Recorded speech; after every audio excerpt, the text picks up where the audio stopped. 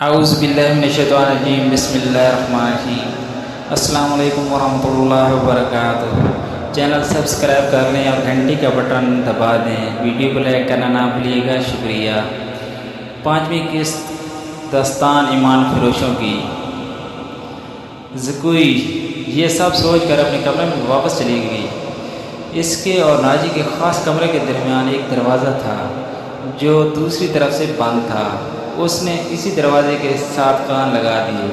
ادھر کی آوازیں سنائی دے رہی تھی۔ پہلے تو اسے کوئی بات سمجھ نہیں آ رہی تھی، لیکن بعد میں اس کو ناجی کی آواز بڑی صاف سنائی دے رہی تھی۔ وہ کہہ رہا تھا، آبادیوں سے دور رہنا، اگر کوئی شک میں پڑے تو سب سے پہلے اس پیغام کو غائب کرنا، جان پر کھیل جانا، جو بھی تمہارے راستے میں حائل ہو اس کو راستے سے ہٹا دینا۔ تمہارا سفر بہت لمبا نہیں ہے، صرف 4 دنوں کا ہے، 3 دن میں پہنچنے کی کوشش کرنا۔ سمت یاد کر لو، شمال مشرق۔ ناجی کہہ رہا تھا۔ دونوں آدمی باہر نکلے، زکوئی بھی باہر نکلی۔ اس نے دیکھا کہ دونوں سوار گھوڑوں پر سوار ہو رہے تھے۔ ناجی اور اوروش بھی باہر نکلے تھے، وہ شاید ان کو الوداع کہنے کے لیے باہر کھڑے تھے۔ گھوڑ سوار بہت تیزی سے روانہ ہوئے۔ ناجی نے زکوئی کو بھلا کر کہا کہ میں باہر جا رہا ہوں، کام بہت لمبا ہے، دیر لگے گی، تم آرام کر لو، اگر اکیلے دل نہ لگے تو گھوم پھر لینا۔ ہاں، جب سے آئی ہوں باہر ہی نہیں نکلی، زکوئی نے کہا۔ ناجی اور اوروش بھی چلے گئے۔ زکوئی نے جگہ پہن کر کمر میں خنجر اڑاسا اور حرم کی طرف چل پڑی۔ وہ جگہ کچھ 100 گز دور تھی۔ وہ ناجی پر یہ ظاہر کرنا چاہتی تھی کہ وہ حرم کے اندر ہی جا رہی ہے۔ دربان کو بھی اس نے یہی بتایا۔ حرم کے اندر جب زکوئی داخل ہوئی تو حرم والی نے اس کو دیکھ کر حیران ہوئی۔ وہ پہلی بار وہاں آئی تھی۔ سب نے اس کا استقبال کیا اور اس کو پیار کیا۔ ان دونوں لڑکیوں نے بھی اس کو خوش آمدید کہا جو زکوئی کو قتل کرنا چاہتی تھی۔ زکوئی سب سے ملی اور سب کے ساتھ باتیں کی، پھر حرم سے باہر نکلی۔ وہ خراٹ ملازمہ بھی وہی تھی جس نے زکوئی کو قتل کرنا تھا۔ اس نے زکوئی کو بڑے غور سے دیکھا اور زکوئی باہر نکل گئی۔ حرم والے مکان اور ناجی کے رہائش گاہ کا درمیانی علاقہ اونچا نیچا تھا اور ویران تھا۔ زکوئی حرم سے نکلی تو ناجی کی رہائش گاہ کی بجائے بہت تیز دوسری سمت کی طرف چل پڑی۔ ادھر ایک پگ ڈنڈی بھی تھی، لیکن زکوئی ذرا اس سے دور جا رہی تھی۔ زکوئی سے 15-20 قدم کی دوری پر ایک سیاہ سایہ بھی چلا جا رہا تھا۔ وہ کوئی انسان ہو سکتا تھا، لیکن سیاہ لباس میں لپٹے ہونے کی وجہ سے کوئی بھوت ہی لگ رہا تھا۔ زکوئی کی رفتار تیز ہوئی تو اس بھوت نے بھی اپنی رفتار اور تیز کر دی۔ آگے گھنی جھاڑیاں تھیں، زکوئی ان میں سے روپوش ہوئی۔ سیاہ بھوت بھی جھاڑیوں سے روپوش ہو گیا۔ وہاں سے کوئی 250-300 گز دور سلطان صلاح الدین ایوبی کی رہائش گاہ تھی، جس کے ارد گرد فوج کے اعلیٰ رتبوں کے افراد رہتے تھے۔ زکوئی کا رخ ادھر ہی تھا۔ وہ جھاڑیوں سے نکلی ہی تھی کہ بائیں طرف سے سیاہ بھوت اٹھا۔ چاندنی بڑی صاف تھی، لیکن پھر بھی اس کا چہرہ نظر نہیں آ رہا تھا۔ اس کے پاؤں کی آہٹ بھی نہیں تھی۔ بھوت کا ہاتھ اوپر اٹھا، چاندنی میں خنجر چمکا اور بجلی کی سی تیزی سے زکوئی کے بائیں کندھے اور گردن کے درمیان اتر گیا۔ زکوئی کی کوئی چیخ نہیں نکلی۔ خنجر اس کے کندھے سے نکال دیا گیا۔ زکوئی نے اتنا گہرا وار کھا کر اپنی کمر بند سے اپنا بھی خنجر نکالا۔ بھوت نے اس بار دوسرا وار کیا تو زکوئی نے اس کے خنجر والے بازو کو اپنے بازو سے روک کر خنجر بھوت کے سینے میں اتار دیا۔ زکوئی کو چیخ سنائی دی جو کسی عورت کی تھی۔ زکوئی نے اپنا خنجر کھینچ کر دوسرا وار کیا، جو اس کے پیٹ میں پورا خنجر اتر گیا۔ اس کے ساتھ ہی زکوئی کے اپنے پہلو میں بھی خنجر لگ گیا، لیکن وہ اتنا گہرا نہیں تھا۔ اس کے ساتھ ہی حملہ کرنے والی عورت چکرا کر گر گئی۔ زکوئی نے یہ نہیں دیکھا کہ اس پر حملہ کرنے والا کون تھا۔ وہ دوڑ پڑی۔ اس کے جسم سے خون تیزی سے بہہ رہا تھا۔ سلطان صلاح الدین کا مکان اس کو چاندنی میں نظر آنے لگا۔ آدھا فاصلہ طے کر کے زکوئی کو چکر آنے لگے۔ اس کی رفتار سست ہو گئی۔ اس نے چلانا شروع کر دیا۔ علی ایوبی، علی ایوبی۔ سلطان صلاح الدین ایوبی کے اس عظیم جاسوس زکوئی کے کپڑے خون سے سرخ ہونے لگے۔ وہ بہت مشکل سے اپنی قدم گھسیٹنے لگی تھی۔ اس عظیم جاسوس کو منزل بہت قریب تھی، لیکن اس تک پہنچنا ممکن نظر نہیں آ رہا تھا۔ زکوئی نے سلطان صلاح الدین ایوبی کے لیے ایک قیمتی راز حاصل کیا تھا۔ وہ مسلسل علی ایوبی کہہ کر پکار رہی تھی۔ قریب ہی ایک گشتی سنتری پھر رہا تھا۔ اسے آواز سنائی دی تو وہ دوڑ کر وہاں پہنچ گیا۔ زکوئی اس پر گر پڑی اور کہا، مجھے امیر مصر سلطان صلاح الدین ایوبی کے پاس پہنچا دو، جلدی، بہت جلدی۔ سنتری نے اس کا خون دیکھا تو اس کو پیٹھ پر لاد کر دوڑ پڑا۔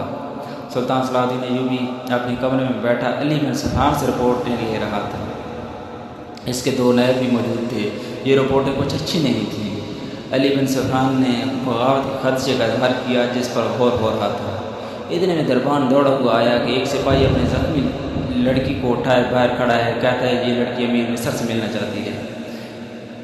یہ سنتے ہی علی بن سفیان کمان سے نکلی ہوئی تیر کی طرف باہر دوڑا۔ سلطان ایوبی نے بھی جب یہ الفاظ سنے تو وہ بھی علی کے پیچھے دوڑا۔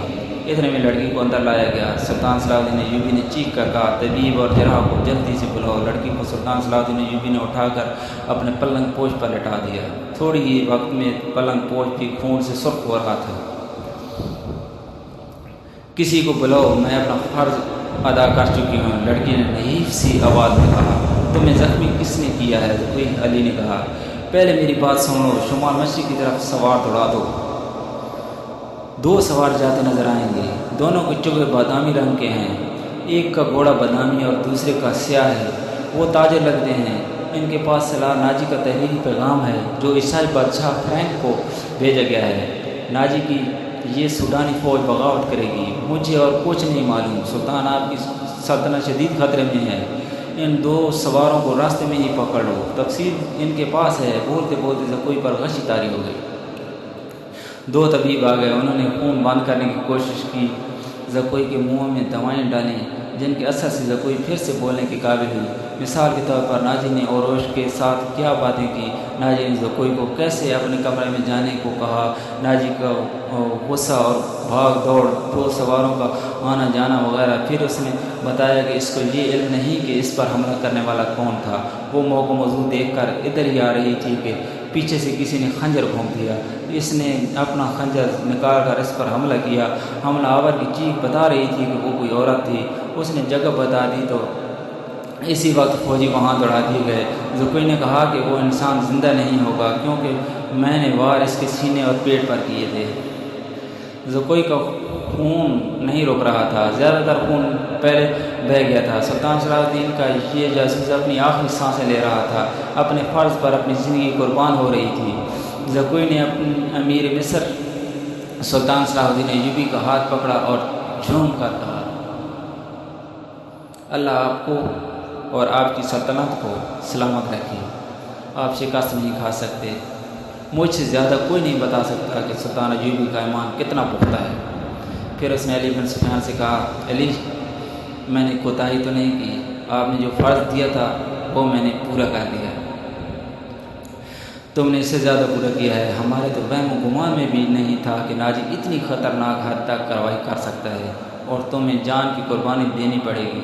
میں نے تم کو صرف مخبری کے لیے وہاں بھیجا تھا۔ علی بن سفیان نے کہا، اے کاش میں مسلمان ہوتی۔ زکوئی نے کہا، اس کی آنکھ سے نکل آئے، میرے اس کام کا جو بھی معاوضہ بنتا ہے وہ میرے اندھے باپ اور سدا بیمار ماں کو دے دینا جن کی مجبوریوں نے مجھے 12 سال کی عمر میں رقاصہ بنا دیا۔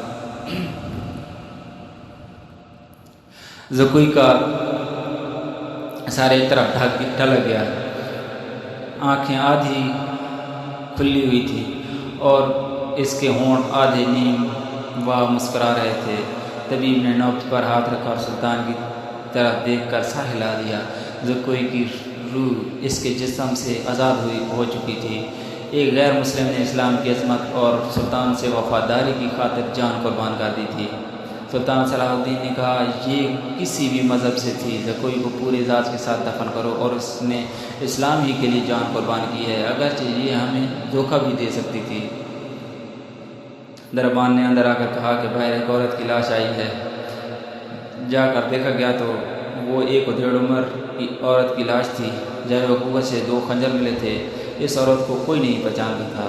یہ ناجی کے حرم کی ایک ملازمت تھی جس کو انعام کی لالچ نے زکوئی پر حملہ کرنے پر مجبور کیا۔ رات کو ہی زکوئی کو فوجی اعزاز کے ساتھ سپرد خاک کیا گیا۔ ملازمہ کی لاش گڑھا کھود کر دفنا دی گئی۔ دونوں کو نہایت خفیہ انداز سے دفنا دیا گیا۔ جب تدفین ہو رہی تھی تو سلطان صلاح الدین نے نہایت اعلیٰ قسم کے 8 جوان گھوڑے منگوائے 8 جوان منگوائے۔ ان کو علی بن سفیان کی کمان میں ناجی کے ان 2 گھوڑ سواروں کے پیچھے دوڑا دیا جو ناجی کا تحریری پیغام عیسائی بادشاہ کو پہنچانے جا رہے تھے۔ لیکن زکوئی کون تھی؟ وہ مراکش کی ایک رقاصہ تھی۔ کسی کو بھی معلوم نہیں تھا کہ اس کا مذہب کیا تھا۔ وہ مسلمان نہیں تھی، وہ عیسائی بھی نہیں تھی۔ جیسا کہ کہا گیا ہے کہ پہلے ہی کہ علی بن سفیان سلطان کی انٹیلیجنس جاسوسی اور سراغ رسانی کا سربراہ تھا اور اسے دوسروں کے راز معلوم کرنے کی ڈھنگ اختیار کرنے پڑتے تھے، کئی ڈھنگ اختیار کرنے پڑتے تھے۔ صلاح الدین اس کو اپنے ساتھ مصر لایا تھا۔ یہاں آ کر معلوم ہوا کہ یہاں کا سالار ناجی نہایت ہی شیطان اور سازشی ہے۔ اس کے اندرونی حالات معلوم کرنے کے لیے علی نے جاسوسوں کا ایک جال بچھا دیا تھا۔ اس اقدام سے علی بن سفیان کو ایک بات یہ معلوم ہوئی تھی کہ ناجی حشیشین کی طرح اپنے مخالفین کو اور حسین لڑکیوں سے پھنساتا اور اپنا گرویدہ بناتا اور زہر دے کر مرواتا ہے۔ علی بن سفیان نے تلاش و بسار کے بعد کسی کی وساطت سے زکوئی کو مراکش سے حاصل کیا اور خود بردافروش کا روپ دھار کر ناجی کے ہاتھ بھیج دیا۔ زکوئی میں ایسا جادو تھا کہ ناجی اس کو سلطان کے پھنسانے کے لیے استعمال کرنا چاہتا تھا، لیکن ناجی خود اس لڑکی کے دام میں پھنس گیا اور پھنسا بھی ایسا کہ زکوئی کے سامنے وہ اپنے سالار سے تمام باتیں کیا کرتا تھا۔ ناجی نے زکوئی کو جشن کی رات سلطان صلاح الدین ایوبی کے خیمے میں بھیج دیا اور اپنی اس فتح پر بہت خوش ہو رہا تھا کہ اس نے صلاح الدین کا بت توڑ دیا ہے۔ اب وہ اس لڑکی کے ہاتھ میں شراب پلا سکے گا اور سلطان کو اپنا گرویدہ بنا لے گا۔ مگر ناجی کی فرشتوں کو بھی علم نہ تھا کہ زکوئی سلطان کی جاسوسہ تھی۔ زکوئی سلطان کو اسی رات رپورٹیں دیتی رہی اور سلطان سے ہدایات لیتی رہی۔ زکوئی سلطان کے خیمے سے نکل کر دوسری طرف چلی گئی تھی جہاں زکوئی کو سر منہ کپڑے میں لپیٹ کر ایک آدمی ملا تھا۔ وہ علی بن سفیان تھا جس نے زکوئی کو مزید کچھ اور ہدایت دی تھی۔ اس کے بعد زکوئی ناجی کے گھر سے باہر نہ نکل سکی، جس کی وجہ سے وہ علی کو کوئی رپورٹ نہ دے سکی۔ آخرکار اس کو اس رات موقع مل گیا اور وہ ایسی رپورٹیں لے کر پہنچی جس کا علم صرف اللہ ہی کو تھا۔ یہ زکوئی کی بد نصیبی تھی کہ زکوئی کے خلاف حرم میں صرف اس لیے سازش ہوئی کہ اس نے ناجی پر قبضہ جمایا ہے۔ یہ سازش کامیاب رہی اور زکوئی قتل ہو گئی، لیکن مرنے سے پہلے وہ تمام اطلاعیں سلطان تک پہنچانے میں کامیاب رہی۔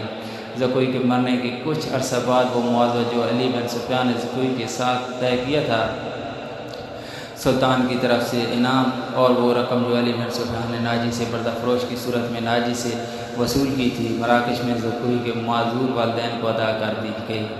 موت کی اس رات کے ستارے ٹوٹ گئے اور جب صبح ہوئی تو علی بن سفیان 8 سواروں کے ساتھ انتہائی تیز رفتاری سے شمال مشرق کی طرف جا رہا تھا۔ آبادیاں دور پیچھے ہٹتی چل جا رہی تھیں۔ علی کو معلوم تھا کہ شاہ فرینک کے ہیڈ کوارٹر تک پہنچنے کا راستہ کون سا ہے۔ رات انہوں نے گھوڑوں کو آرام دیا۔ یہ عربی گھوڑے تھے جو تھکتے ہوئے بھی تازہ دم لگتے تھے۔ دور کھجوروں کے چاند درختوں میں علی کو 2 گھوڑے جاتے نظر آئے۔ علی نے اپنے دستے کو راستہ بدلنے اور اوٹ میں ہونے کے لیے ٹیلوں کے ساتھ ساتھ ہو جانے کو کہا۔ علی صحرا کا رازدان تھا، بھٹکنے کا کوئی خدشہ نہ تھا۔ علی نے رفتار اور تیز کر دی۔ اگلے 2 سواروں اور اس دستے کے بیچ کوئی 4 میل کا فاصلہ رہ گیا۔ یہ فاصلہ تو طے ہوا لیکن گھوڑے تھک گئے تھے۔ وہ جب کھجوروں کے درختوں تک پہنچے تو وہ 2 سوار کوئی 2 میل دور مٹی کے ایک پہاڑی کے ساتھ ساتھ جا رہے تھے۔ ان کے گھوڑے بھی شاید تھک گئے تھے۔ دونوں سوار اترے اور نظروں سے اوجھل ہو گئے۔ وہ پہاڑیوں کے اوٹ میں بیٹھ گئے، علی نے کہا، اور راستہ بدل دیا۔ فاصلہ کم ہوتا گیا اور جب فاصلہ کچھ 100 گز رہ گیا تو وہ دونوں بندے اوٹ سے باہر آئے۔ انہوں نے گھوڑوں کے سر پر دوڑنے کا شور سن لیا تھا۔ وہ دوڑ کر غائب ہوئے۔ علی بن سفیان نے گھوڑے کو ایڑ لگائی، تھک کے ہوئے گھوڑے نے وفاداری کا ثبوت دیا اور اپنی رفتار تیز کر دی۔ باقی گھوڑے بھی تیز ہو گئے۔ وہ جب پہاڑی کے اندر گئے تو دونوں سوار نکل چکے تھے، مگر زیادہ دور نہیں گئے تھے۔ وہ شاید گھبرا بھی گئے تھے۔ آگے ریتیلی چٹانیں بھی تھیں، انہیں راستہ بھی نہیں مل رہا تھا، کبھی دائیں جاتے کبھی بائیں، وہ کنفیوز ہو گئے تھے۔ علی بن سفیان نے اپنے گھوڑوں کو ایک صف میں پھیلا دیے اور بھاگنے والوں سے 100 گز دور جا پہنچا۔ ایک تیر انداز نے دوڑتے ہوئے گھوڑے سے تیر چلایا جو ایک گھوڑے کی ٹانگ میں جا لگا۔ گھوڑا بے لگام ہوا۔ تھوڑی سی اور بھاگ دوڑ کے بعد وہ دونوں گھیرے میں آ گئے تھے اور انہوں نے ہتھیار ڈال لیے۔ سوال جواب پر انہوں نے جھوٹ بولا اور اپنے آپ کو تاجر ظاہر کرنے لگے، لیکن جیسی ہی تلاشی لی گئی تو وہ تحریری پیغام مل گیا جو ناجی نے ان کو دیا تھا۔ ان دونوں کو حراست میں لیا گیا، گھوڑوں کو آرام کا وقت دیا گیا اور پھر یہ دستہ واپس آ گیا۔ سلطان صلاح الدین ایوبی بڑی بے چینی سے ان کا انتظار کر رہا تھا۔ دن گزر گیا، رات بھی گزرتی جا رہی تھی۔ آدھی رات گزر گئی، ایوبی لیٹ گیا اور اس کی آنکھ لگ گئی۔ سحر کے وقت دروازے پر ہلکی سی دستک پر ایوبی کی آنکھ کھل گئی۔ دوڑ کر دروازہ کھولا تو علی بن سفیان کھڑا تھا۔ اس کے پیچھے 8 سوار اور وہ 2 قیدی کھڑے تھے۔ علی اور قیدیوں کو سلطان نے اپنے سونے کے کمرے میں ہی بلا لیا۔ علی سلطان کو ناجی کا پیغام سنانے لگا۔ پہلے تو سلطان کے چہرے کا رنگ ہی پیلا پڑ گیا، پھر جیسے خون جوش مار کر سلطان کے چہرے اور آنکھوں میں چڑھ آیا ہو۔ ناجی کا پیغام خاصا طویل تھا۔ ناجی نے سلیبیوں کے بادشاہ فرینک کو لکھا تھا کہ وہ فلاں دن اور فلاں وقت یونانیوں، رومیوں اور دیگر سلیبیوں کی بحریہ سے روم کی طرف سے مصر میں فوجیں اتار کر حملہ کر دیں۔ حملے کی اطلاع ملتے ہی 50,000 سوڈانی فوج بھی امیر مصر کے خلاف بغاوت کر دے گی۔ مصر کی نئی فوج ایک ہی وقت میں بغاوت اور حملے کے جواب کے قابل نہیں۔ اس کے عوض ناجی نے تمام تر مصر یا مصر کے ایک بڑے حصے کی بادشاہت کی شرط رکھی تھی۔ سلطان صلاح الدین ایوبی نے دونوں پیغام لے جانے والے کو قید خانے میں ڈال دیا اور اسی وقت نئی مصری فوج سے ایک دستہ بھیج کر ناجی اور ناجی کے نائبین کو ان کے گھروں میں ہی نظر بند کر دیا۔ ناجی کے حرم کی تمام لڑکیاں آزاد کر دی گئیں۔ ناجی کے تمام خزانے کو سرکاری خزانے میں ڈال کر سرکاری خزانہ بنا دیا گیا اور یہ تمام کارروائی خفیہ رکھی گئی۔ سلطان صلاح الدین ایوبی نے علی کی مدد سے اس خط میں جو پکڑا گیا تھا حملے کی تاریخ مٹا کر اگلی تاریخ لکھ دی۔ 2 ذہین فوجیوں کو شاہ فرینک کی طرف روانہ کیا گیا۔ ان دونوں فوجیوں کی یہ ظاہر کرنا تھا کہ وہ ناجی کے پیغامبر ہیں۔ سلطان صلاح الدین ایوبی نے ان کو روانہ کر کے سوڈانی فوج کو مصری فوج میں مدغم کرنے کا حکم روک دیا۔ 8ویں روز وہ دونوں پیغمبر واپس آ گئے اور شاہ فرینک کا جوابی خط جو اس نے ناجی کے نام لکھا تھا سلطان صلاح الدین ایوبی کو دیا۔ شاہ فرینک نے لکھا تھا کہ حملے کی تاریخ سے 2 دن قبل سوڈانی فوج بغاوت کر دیں تاکہ سلطان صلاح الدین ایوبی کو سلیبیوں کا حملہ روکنے کی ہوش تک نہ رہے۔ علی بن سفیان نے ان 2 پیغمبروں کو سلطان صلاح الدین ایوبی کی اجازت سے نظر بند کر دیا۔ یہ نظر بندی باعزت تھی جس میں دونوں کے آرام اور بہترین کھانوں کا خاص خیال رکھا گیا تھا۔ یہ ایک احتیاطی تدبیر تھی کہ یہ اہم راز فاش نہ ہوں۔ سلطان صلاح الدین ایوبی نے بحیرہ روم کے ساحل پر اپنی فوج کو چھپا لیا جہاں سلیبیوں نے لنگر انداز ہو کر اپنی فوجیں اتارنی تھیں۔ حملے میں ابھی کچھ دن باقی تھے۔